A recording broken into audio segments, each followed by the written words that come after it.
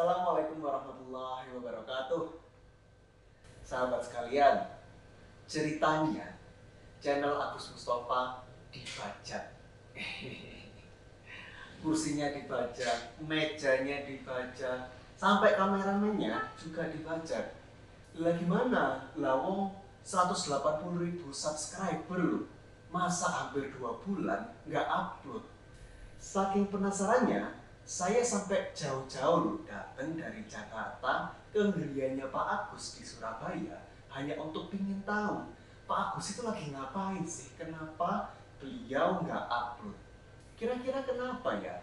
Apakah beliau ini lagi sibuk? Lagi males? Atau sebetulnya ini strategi dari Pak Agus supaya para penonton dan subscriber jadi kangen sama Pak Agus? Penasaran? Kita langsung grebek orangnya. Let's go!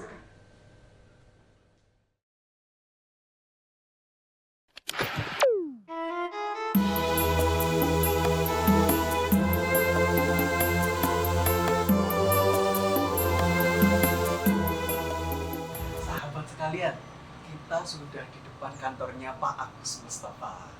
Beliaunya di dalam, belum tahu kita datang, maka sekarang kita akan prank beliau, kita akan surprise beliau. Let's go.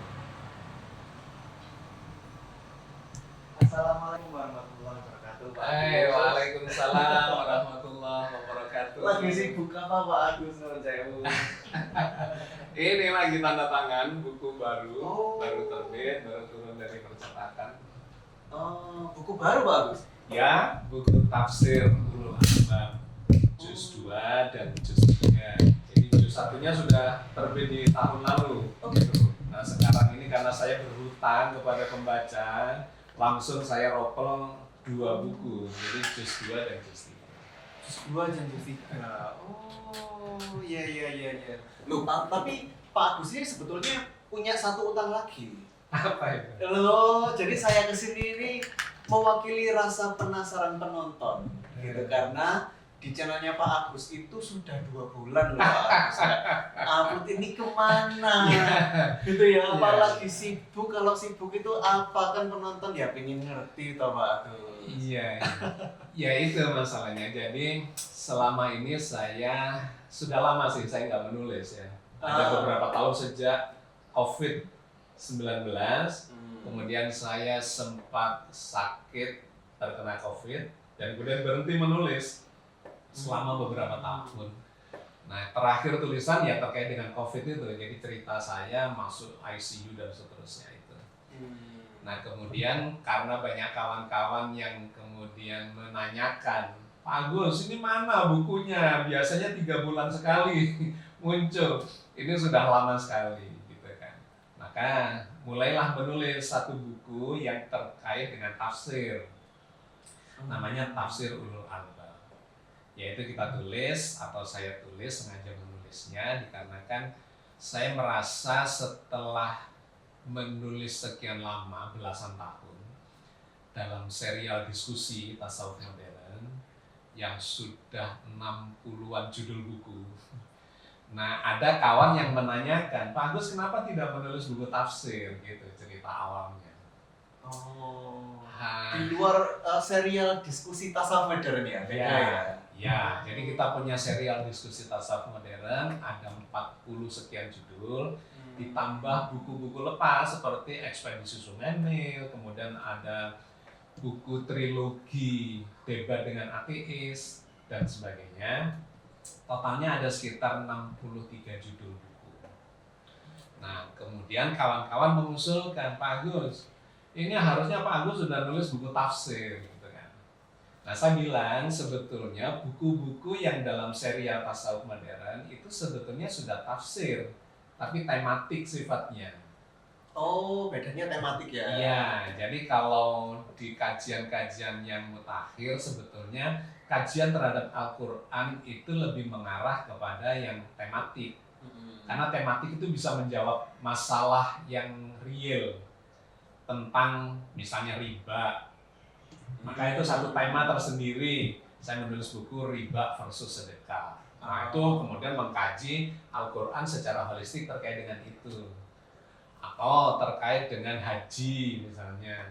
Saya menulis ada 3 atau 4 buku terkait dengan haji.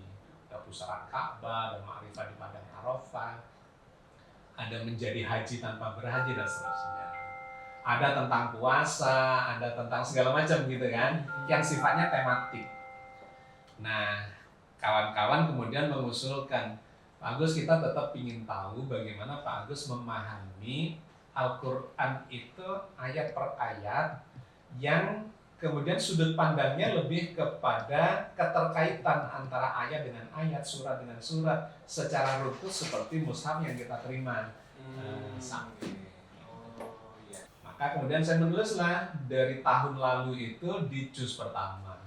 Tapi karena berbagai kesibukan agak terlambat, sehingga ketika kawan-kawan menagih hutang itu, ya akhirnya saya luangkan waktu khusus untuk menulis juz 2 dan juz 3 secara beruntun. Dan saya sudah sempat minta izin sih kepada kawan-kawan di YouTube itu bahwa 1-2 bulan ke depan, waktu itu saya bilang, saya off dulu di YouTube untuk menyempatkan menulis ini. Nah, ini alhamdulillah sudah keluar dari percetakan. Oh, ini. Lah tapi ini kan ibaratnya nebus satu utang, buka satu utang lainnya, Pak Agus. Gimana maksudnya? Ya karena di channel YouTube-nya jadi ini jeda gitu. Iya. Maksudnya penonton tuh setiap malam Jumat ya biasanya upload kalau Ya, kita sama kita ya. ini seminggu ada 3 kali ya, sebetulnya. Dulu Senin, Rabu, Jumat. Kita punya beberapa serial ya, diantaranya ada Perspektif yang biasanya muncul di hari Senin, ada Hujah yang di hari Rabu, kemudian ada Cangkir Tasawuf di hari Jumat. Sebetulnya dulu kita punya ada Jejak Langkah, ada Islam Futuristik, dan segala macam gitu ya, yang memang ini kita adakan untuk memberikan sudut pandang tertentu kepada kawan-kawan yang sesuai dengan perkembangan yang sedang terjadi. Biasanya seminggu 3 kali. Seminggu 3 kali, tapi ini karena hutang menulis, saya berarti sekarang ini punya hutang menulis sampai 30 juz kan. Oh iya. Nah, saya nggak yakin lagi apakah seminggu saya masih bisa ngisi 3 kali di YouTube itu. Nah, nanti kita lihat lah ya perkembangannya seperti apa. Kalau saya masih bisa bagi waktu, maka mungkin akan tetap 3 kali. Tapi kalau enggak ya 2 kali atau mungkin minimal sekali lah. Iya ya, sayang toh Pak Agus. 180.000 subscriber. Iya. Ya ada 180.000 subscriber, meskipun mungkin yang aktif bergantian ya. Tetapi yang menarik kan di forum komentar itu sampai ratusan yang berkomentar. Iya. 200, 300, 400, 700. Dan beberapa judul yang mungkin kontroversial ya kawan-kawan. Suka sekarang ini mengamati atau nonton sesuatu yang kontroversial karena mendapat sudut pandang yang berbeda gitu ya, dari yang mungkin mainstream atau dari orang lain. Itu bisa mencapai jutaan, seperti terkait dengan akhirat tidak kekal, azab kubur, Adam dilahirkan atau Adam bukan manusia pertama. Itu sangat nabrak mainstream ini ya. Apa ya? Kebanyakan inilah konvensional lah gitu ya. Pemikir-pemikir. Sebetulnya begini, saya itu ingin menghidupkan kembali budaya pemikiran di dalam Islam. Bukannya sudah selesai Pak Agus agama? Ya kan Al-Quran sudah gitu ya, disempurnakan oleh Nabi Muhammad. Sudah banyak hadis gitu ya yang turun-temurun dari Abu siapalah, saya nggak terlalu paham ya. Tapi itu dianggap sudah selesai oleh kebanyakan umat. Ya, begini, Qur'annya sudah selesai. Tugas Rasulullah sudah selesai. Al-Qur'annya tidak pernah berubah, diturunkan oleh Allah dan dipelihara oleh Allah melalui mekanisme-mekanisme yang luar biasa, termasuk ini satu-satunya kitab suci yang bisa dihafalkan oleh jutaan orang. Betul. Satu-satunya adalah Al-Qur'an. Nah, Kan Allah berfirman di dalam Al-Quran dalam surat Al-Hijr ayat 9. Inna nahnu nazzalna dzikra wa inna lahu lahafiz. Sesungguhnya kamilah Allah yang menurunkan Al-Quran ini dan kamilah yang memeliharanya. Nah di situ kata kami itu menarik. Allah menggunakan kata kami karena menurunkan Al-Quran melalui malaikat Jibril kepada Rasulullah. Rasulullah mengajarkan kepada para sahabat mengajarkan pada generasi berikutnya sampai kepada kita semua. Jadi kita ini ada di dalam mata rantai pewahyuan kepada Rasul dan memelihara wahyu itu yang terjaga sampai sekarang. Oh, jadi itu bedanya tafsir aku dan kami itu ya kalau Iya. Al-Quran. Ya. Jadi poin penting terkait dengan final tadi bahwa Al-Qur'annya sudah final. Iya. Tugas Rasul sudah final. Iya. Tetapi Rasul mewariskan kepada kita semua. Sehingga kita terlibat di dalam proses untuk memelihara keautentikan Al-Qur'an. Itu yang pertama. Yang kedua, karena sudah diwariskan kepada kita dan kita memiliki sudut pandang yang lebih sempit dibandingkan Rasul, maka kita hanya sebagian-sebagian. Sehingga ada ahli tafsir A punya persepsi terkait dengan Al-Quran begini, ahli tafsir B agak beda lagi, ahli tafsir C beda lagi. Apalagi terkait dengan perkembangan peradaban, sains, teknologi, penemuan-penemuan tentang angkasa luar, ya, tentang planet bumi itu sendiri, tentang segala macam fenomena alam, menyebabkan terjadinya perkembangan pemikiran terhadap konsep keislaman itu. Tauhidnya masih sama, tetapi pendalaman terhadap ketauhidan itu sendiri itu mengalami elaborasi melalui peradaban yang terus berkembang. Misalnya nih, kedokteran, ya, di bidang kedokteran misalnya, atau di bidang astronomi. Nun sewu Pak. Iya. Saya potong dulu karena kebanyakan orang itu menganggap bahwa agama itu ya sholat, ya zakat, puasa, haji, rukun iman dan rukun Islam gitu lah. Lah tapi Pak Agus tadi menyebut bahwa kedokteran gitu, terus astronomi itu di mana agamanya Pak Agus?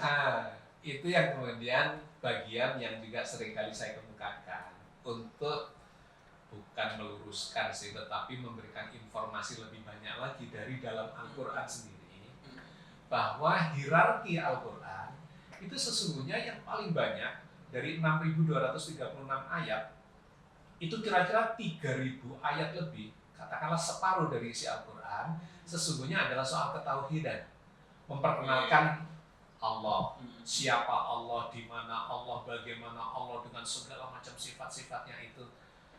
Nah itu ada 3.000 lebih atau separuh lah dari isi Al-Quran. Nah yang menarik, yang kedua ternyata adalah terkait dengan ilmu. 800 lebih ayat Al-Quran bicara tentang langit. Langit itu bukan cuma satu, tapi ada 7. Yang itu nanti kaitannya dengan perkembangan ilmu astrofisika, kosmologi, itu mendapatkan elaborasinya bahwa sekarang langit itu bukan universe lagi, tapi multiverse. Oh iya? Ya, ada galaksi diceritakan oleh Al-Quran, gugusan bintang misalnya ya. Ada bintang itu sendiri, ada matahari, ada bulan, ada batu-batuan dari luar angkasa, ada terkait dengan planet bumi, tentang hujan, tentang binatang, tentang sungai, tentang angin, tentang petir, segala macam. Ada semua itu. 800 ayat lebih itu diceritakan oleh Al-Quran. Itu nomor 2 setelah ketauhidan. Nah nomor 3 barulah tentang ibadah mahdoh.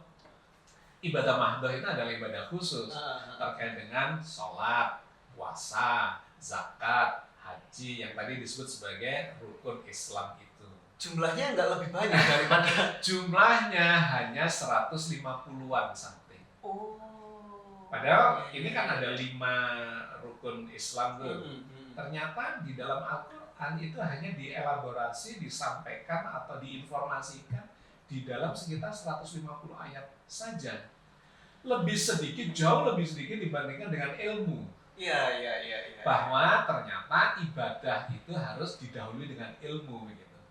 Percuma sholatnya kelihatannya bagus, gerakannya, fikihnya, rukun dan syarat terpenuhinya sahnya sholat itu. Waduh. Tetapi kalau nggak dapat ilmunya, maka dia hanya terjebak pada ritualnya saja. Terus di Al-Quran sendiri diancam, ya ada semacam ancaman. Fawailul lil musallin, celaka orang yang sholat itu.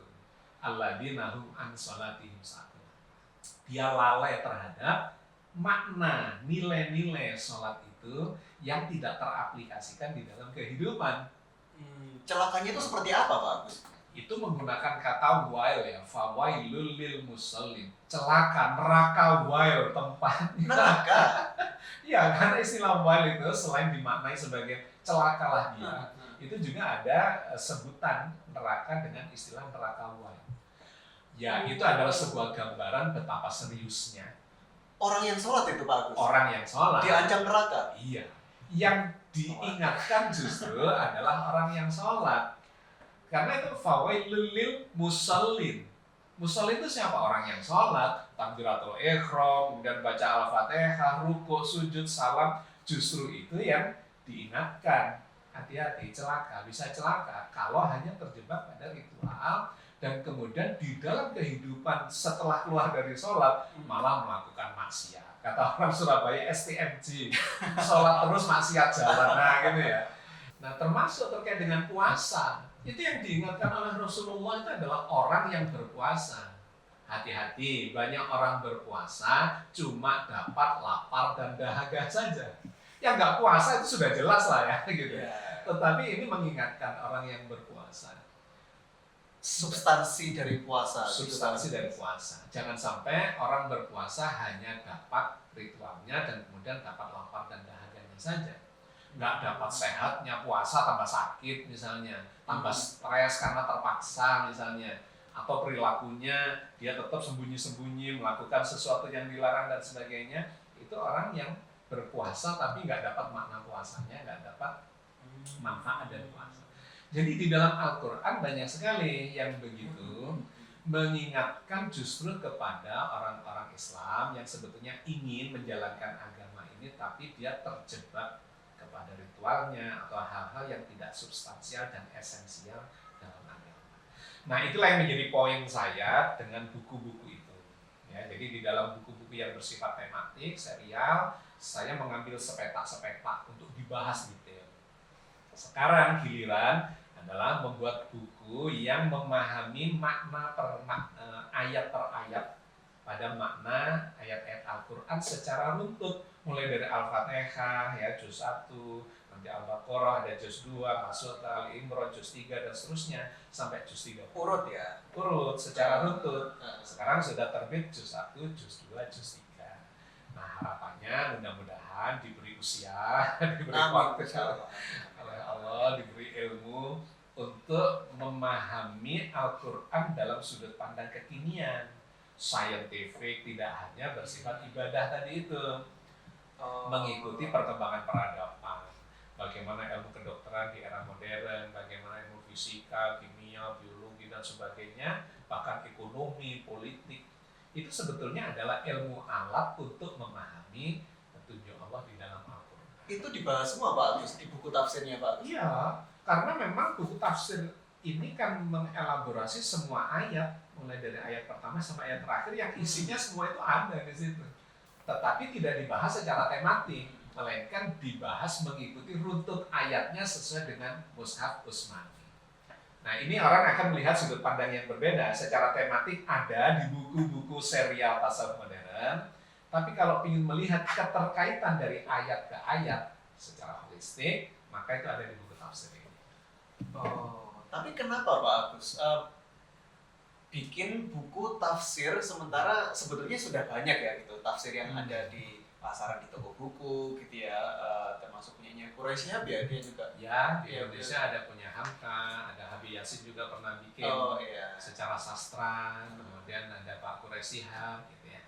Ada yang banyak adalah dari luar. Ya, saya ingin memberikan sudut pandang yang berbeda mungkin ya, dikarenakan background yang berbeda. Karena background saya dari science atau dari teknik ya, dari teknik nuklir. Kemudian background keluarga, bapak saya dari tasawuf, saya ingin memadukan itu. Bahwa tasawuf itu kan intinya masuk ke inti dari ketauhidan ya. Itu tasawuf itu sebenarnya adalah mendekatkan diri kepada Allah dengan cara yang macam-macam, ada metodologinya untuk sampai ke situ. Kedalaman tauhid itu tasawuf. Tetapi untuk mencapai ke arah itu, kalau orang dulu itu lebih kepada laku yang kadang-kadang bersifat metafisik. Padahal di peradaban yang sekarang, apalagi milenial, itu orang-orang atau warga milenial itu inginnya adalah satu ungkapan yang bisa dinalar secara logika, secara rasional, bahkan ada bukti-bukti empirik. Nah, cara itulah yang sekarang saya gunakan untuk memahami agama ini, khususnya di dalam buku tafsir ini. Makanya namanya ulul albab. Ulul albab itu role model yang dipakai di dalam Al-Quran yang diterjemahkan secara sederhananya adalah orang yang berakal atau orang yang berakal paripurna. Wah, itu penjelasannya panjang di dalam Al-Quran, di dalam surat Ali Imran 190-191 yang sangat mendalam, bahwa seorang ulul albab itu orang yang tafakur dan tadzakur sekaligus. Tafakur itu berpikir ilmiah, logis, rasional, analitik, empirik, itu tafakur. Tapi tadzakur yang kemudian menjadi zikrullah, itu adalah menghadirkan emosi atau perasaan atau penghayatan. Nah, dua ini yang menjadi alat untuk menafsiri Al-Quran yang saya gunakan. Tafakurnya adalah pendekatan ilmiah, tadzakurnya adalah ada pengalaman-pengalaman spiritual yang kita berinteraksi dengan Allah dengan penuh penghayatan. Sehingga menjadi menarik, ada sesuatu yang baru di dalam buku tafsir ini. Saya Pak Agus, menurut saya. Dari tadi saya banyak mendengar bahwa Pak Agus bilang bahwa Islam itu seharusnya mengembangkan pengetahuan dari sisi ya ilmu sains gitu ya, terus kemudian sampai ada tentang riba, ekonomi segala macam gitu ya gitu. Apakah artinya agama itu benar-benar bukan ya cuma sholat, zakat, puasa gitu? Ya. Dan apa kemudian ke depannya itu, apakah misalnya sebagai umat Islam itu harusnya kita menapaktilasi atau meniru di zaman Nabi Muhammad dulu, kita membawa Islam itu maju kembali atau gimana? Ya, itu saya tulis misalnya di buku yang berjudul Membonsai Islam. Islam ini agama besar yang misinya adalah rahmatan lil alamin. Bukan hanya rahmatan lil muslimin, rahmat hanya buat orang Islam. Juga bukan rahmatan lil mukminin, hanya buat orang beriman. Tetapi rahmatan lil alamin. Artinya menjadi rahmat ya buat orang Islam, iya, beriman, iya, mutakin, iya. Tapi tonggo-tonggo ya yang non-muslim itu juga dapat rahmat kalau ada orang Islam di situ. Atau menjadi penguasa, atau menjadi apapun, di level apapun, di keluarga, di kehidupan nggak eksklusif ya Pak? Tidak eksklusif. Jadi memberikan rahmat kepada semuanya, termasuk binatang-binatang, tumbuhan, pepohonan, lingkungan hidup, air, udara, ya, dan seterusnya. Itu menjadi tugas umat Islam. Bukannya alam semesta ini diciptakan hanya untuk manusia, Pak Agus? Ya, memang yang bisa mengambil manfaat ini kan sebetulnya ya manusia. Semua ini diciptakan untuk manusia karena menjadi semacam subjek utama di dalam penciptaan. Ya. Nah, makanya dipesan kepada manusia ini, janganlah kalian membuat kerusakan. Itu banyak sekali ayatnya di dalam Al-Quran. Bukan untuk siapa-siapa, tapi untuk kenikmatan dan kemanfaatan manusia itu sendiri. Nah, untuk bisa mengelola itu sebagai khalifatu fil ardi, gitu ya, sebagai khalifah di muka bumi, maka kita harus menguasai segala macam ilmu. Bukan hanya sholat, puasa, zakat, haji, kemudian selesai, tapi rusak semua ini gitu. Padahal itu perintahnya hanya sekitar 150-an ayat lah ya, ibadah mahdoh itu. Selebihnya disuruh ngurusi segala macam. Jangan kau rusak tanaman, pepohonan, lingkungan hidup, binatang-binatang, dan kemudian membuat segala macam kebinasaan dikarenakan hawa nafsu dan sebagainya. Nah, di sini kemudian menjadi poin penting bahwa umat Islam harus menguasai segala macam ilmu, sains maupun teknologi, supaya bisa menata kehidupan ini menjadi rahmat bagi semesta alam.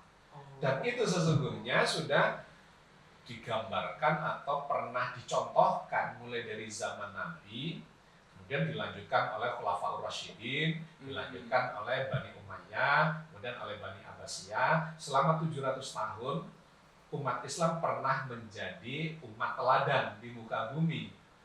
Di bidang ritual ya pastilah gitu. Di bidang ekonomi sangat kuat gitu, sejahtera, di bidang sains, di bidang teknologi, di bidang politik, di bidang militer, segala macam waktu itu menjadi kiblat peradaban dunia. Eropa dan Amerika belum ada apa-apanya waktu itu. Semuanya berkiblatnya ke arah negeri-negeri Islam. Nah, tapi 700 tahun yang terakhir ini sejak abad ke-13 saat runtuhnya Islam, abad 14, 15, 16 sampai 21, 700 tahun ini umat Islam mengalami kemunduran. Padahal sesungguhnya kata Al-Quran, kuntum khairu ummatin ukhrijat linnas, gitu kan. Kalian ini umat terbaik. Desainnya adalah umat terbaik yang dilahirkan untuk manusia, yang akan menata, mengelola kehidupan peradaban ini menjadi rahmat bagi semesta alam. Di bidang apapun, Pak? Apapun dalam kehidupan ini, bukan hanya tata cara atau hanya sekedar ibadah-ibadah mahdoh tadi, melainkan kesejahteraan segala macam. Itu umat Islam seharusnya menjadi teladan. Nah, maka itulah yang menjadi concern saya untuk mengajak kembali umat ini menyadari visi dan misi umat Islam yang sesungguhnya luar biasa, yang sesungguhnya atau yang akhir-akhir ini terjebak kepada ritual belaka dan menganggap segala macam peradaban tadi itu adalah bukan soal agama, itu adalah di luar agama. Nah, di situ salah mendasarnya. Sampai di anak-anak sekolah kalau ditanya, "Dek, belajar agama?" "Iya." "Apa yang dipelajari dalam beragama itu?" "Ya, baca Quran, wudhu, sholat, puasa, zakat, haji." Terus ditanya, "Belajar matematika, belajar agama apa?" "Bukan, Dek." "Bukan." "Belajar ilmu alam?" "Bukan." "Ilmu politik, sosial, dan seterusnya." Disitulah umat Islam kemudian mengalami kekalahan secara peradaban dan kemudian jadi mengalami masalah kehidupan. Karena dikotak-kotakan. Ya, bukan cuma dikotakkan, itu dipisahkan. Iya, dari jiwa keislaman yang sesungguhnya. Bahkan oleh orang Islam sendiri. Ya, dengan berbagai macam kepentingan dan backgroundnya ya, yang itu menjadi keprihatinan kita sebetulnya. Nah, maka saya menulis buku yang sudah puluhan judul ini, termasuk buku tafsir ini, untuk mengajak berpikir kembali.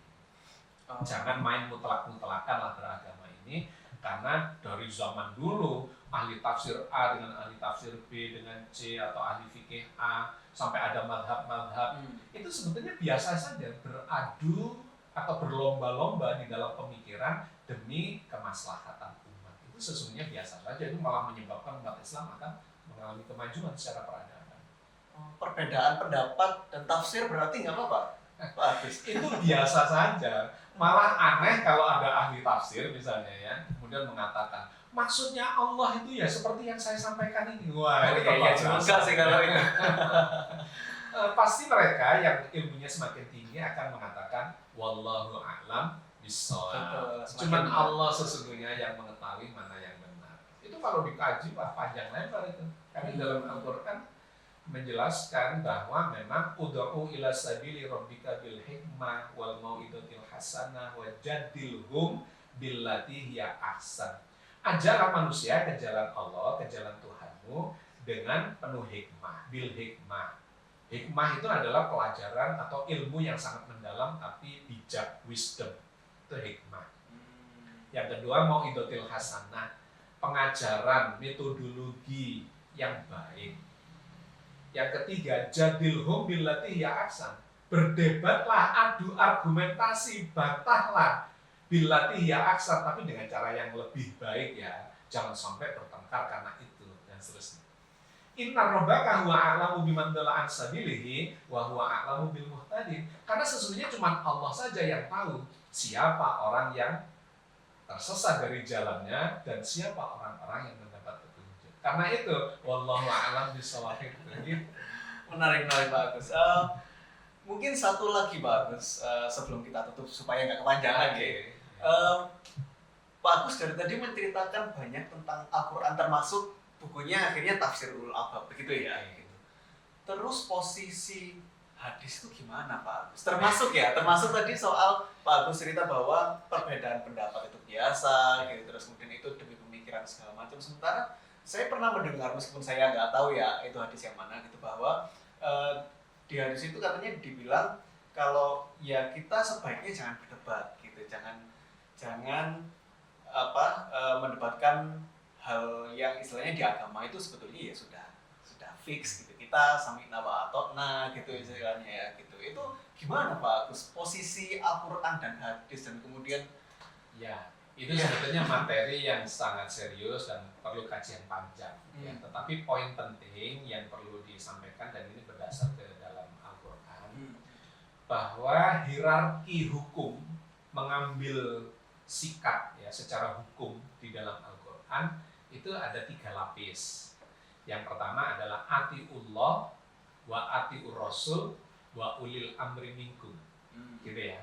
Jadi yang pertama adalah taat kepada Allah. Artinya sumber rujukan yang paling otentik adalah Al-Quran. Yang sudah pasti itu dijamin oleh Allah sendiri. Yang tadi ayatnya dalam surat Al-Hijr ayat 9 tadi. Kamilah yang menurunkan dan kami yang memeliharanya. Tidak ada pertentangan di dalamnya dan seterusnya ya. Satu, atiullah. Yang kedua, wa atiur rasul. Ikuti atau taati Rasul. Ini menarik. Sama-sama menggunakan kata atiu. Taati Allah dan taati Rasul. Nah, masalahnya kemudian di yang ketiga ini. Wa ulil amri minkum, dan ulil amri di antara kalian itu tidak menggunakan kata atiu. Jadi ketaatan mutlak itu hanya kepada Allah dan kepada Rasul. Tetapi begitu ke ulil amri itu tidak menggunakan kata atiu. Jadi langsung wa ulil amri minkum dan kepada ulil amri. Di sini perlu diperjelas dulu apa itu ulil amri. Ulil amri itu seringkali dimaknai sebagai penguasa. Padahal kalau kita breakdown kata uli ini di dalam Al-Quran atau ulu atau uli itu sering digunakan ulul albab misalnya. Orang yang memiliki albab, kecerdasan yang sangat mendalam. Atau ulil absor, orang yang memiliki visi pandangan jauh ke depan. Ulil amri dari kata amr, ada yang memaknai sebagai perintah yang menuju pada kekuasaan, tapi juga bisa urusan. Jadi sesungguhnya ulul amri itu dalam makna yang luas adalah orang yang pakar di bidangnya, di urusannya masing-masing. Kalau bahasa Indonesianya itu pakar di bidangnya. Pakar di bidangnya. Kalau di politik, ya maka politikus. Kalau dalam pemerintahan, kenegaraan, ya tentu adalah pemerintah, kepala negara, menteri, dan seterusnya di berbagai level. Tetapi di bidang kedokteran, ya pakarnya ulil amrinya adalah dokter. Di bidang astronomi, ya astronom. Iya. Janganlah misalnya Anda menanyakan soal pertanian kepada seorang dokter atau menanyakan kedokteran kepada politikus, nggak cocok. Itu nggak cocok, ulil amrinya nggak cocok. Gitu. Nah menariknya setelah itu ya, wa ulil amri minkum, kemudian ada fa in tanaza'tum fi syai'in. Jika terjadi perbedaan di antara ulil amri itu, gitu. Farudduhu ilallah. Kembalikan kepada Allah wa Rasul dan kepada Rasul, dan ingatlah bahwa kamu nanti akan diadili di hari akhir. Artinya apa? Ketaatan pertama adalah pada Allah, pada Quran. Yang kedua adalah pada sunnah Rasul ketika masih hidup beliau. Ketika beliau sudah wafat, menurunkan ada berita-berita yang tadinya disebut sunnah menjadi hadis. Hadis itu artinya berita yang diriwayatkan oleh para ulama. Para ulama ini masuk di dalam kelompok ulil amri. Makanya bisa terjadi perbedaan. Ulama A mengambil hadis yang ini, ulama B mengambil hadis yang itu, ulama C mengambil hadis yang itu. Sehingga di antara para ulama bisa terjadi perbedaan, bahkan mazhab-mazhab, bahkan sekte-sekte aliran pemikiran itu di kalangan ulama, Sehingga kemudian ada kalimat itu. Fa in tanaza'tum fi syai'in, jika terjadi perbedaan di kalangan ulama, termasuk hadis-hadis ini, kembalikan kepada Al-Quran, atau kalau pada Rasul sudah wafat, ya ingat, kamu bertanggung jawab nanti di hari akhirat. Karena itu di hadis itu banyak levelnya, mulai dari hadis palsu, hadis yang lemah, ya dhaif, ada hadis hasan, ada yang sahih, ada yang sahihain disahihkan oleh dua periwayat hadis Bukhari Muslim, ada yang mutawatir dan seterusnya. Itu menunjukkan hadis itu berpotensi memunculkan perbedaan. Kalau Quran itu sudah dijamin, semua orang boleh menafsiri dengan cara berbeda, tapi tidak sampai kemudian bertabrakan seperti pada hadis yang dipermasalahkan adalah hadismu benar apa enggak, riwayatnya ini sahih apa enggak, ini Israiliyat apa enggak, dan seterusnya. Karena itu terjadi perbedaan di situ. Ya, kembali kepada apa yang sedang saya lakukan, maka saya mencoba untuk mengambil ayat-ayat Quran itu sebesar-besarnya. Kalau kemudian tidak ada penjelasannya di dalam Al-Quran, barulah kita mengambil hadis, di mana hadis itu memang sifatnya tidak boleh bertabrakan dengan Al-Quran. Harus yang inline, harus yang menjelaskan. Tapi kalau ada hadis yang berlawanan, baik secara literal ataupun secara diametral bahkan, ataupun secara maknawi, jiwanya berbeda, ya tentu saja yang kita ambil adalah Al-Quran. Ada Pak. Ada, itu kalau dibahas panjang itu jadi satu sesi sendiri. Ya kalau itu videonya jadi 2 jam Pak. Iya. Jadi saya kira itulah ya klarifikasi saya kenapa 1-2 bulan ini kok saya nggak muncul di YouTube ya, karena bukan sedang bertamasya kemana, tapi sedang nyaur utang dengan menyelesaikan buku-buku yang sudah saya janjikan. Ya, mudah-mudahan ini menjelang Ramadan. Oh iya betul. Ya, bulan depan sudah memasuki Ramadan. Tetapi yang poin pentingnya adalah di dalam bulan Ramadan kita bisa melakukan kajian tadabbur Al-Quran. Karena itu saya menyiapkan 2 juz ini. Mudah-mudahan bisa menjadi bekal bagi kita semua untuk melakukan, jangan cuma khataman lah. Kalau khataman itu hanya menghatamkan, menamatkan, menyelesaikan tanpa paham isinya. Minimal tadarusan lah. Tadarus itu artinya mempelajari. Kata darosa jadi madrasah. Oh, kayak sama akademis ya Pak. Iya, akademis. Mempelajari maknanya. Itu tadarus Al-Quran. Nah, lebih dalam lagi tadabbur Al-Quran. Sampai dapat hikmahnya. Eksplorasi, adu argumentasi, debat sampai ijtihad, itu ada di level tadabbur Al-Quran. Nah, seharusnya kita sampai di tadabbur Al-Quran itu supaya Islam ini teraplikasi, membumi di dalam peradaban manusia, bukan cuma di awang-awang saja. Menarik Pak. Oke sahabat sekalian, alhamdulillah kita sudah diskusi dengan Pak Agus dengan santai tapi penuh dengan hikmah. Oke Pak Agus. Semoga kita ketemu kembali dengan Pak Agus untuk interview ketika beliaunya sudah lagi agak senggang atau bukunya sudah launching. Insyaallah ya, sempat ya. Sekian sahabat sekalian, assalamualaikum warahmatullahi wabarakatuh. Waalaikumsalam warahmatullahi wabarakatuh.